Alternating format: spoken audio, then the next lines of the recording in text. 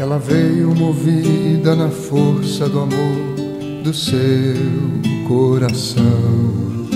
Sem ser convidada, entrou na casa de Simão.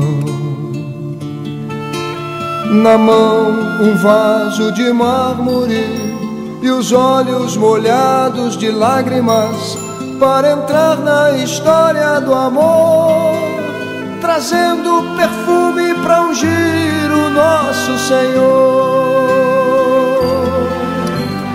Horas mais tarde o Senhor foi levado àquela cruz. Havia tantas feridas e ninguém para ajudar,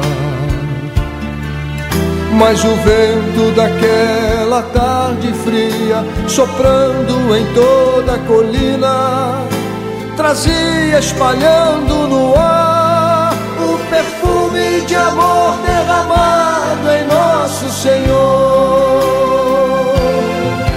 Na perseguição que a universal sofre em todo lugar, na dor de ver o seu líder levado à prisão, na força que existe entre nós, na fé que nos põe de pé, na união que faz todos irmãos, ainda existe aquele perfume espalhado no ar. Ainda existe aquele perfume espalhado no ar.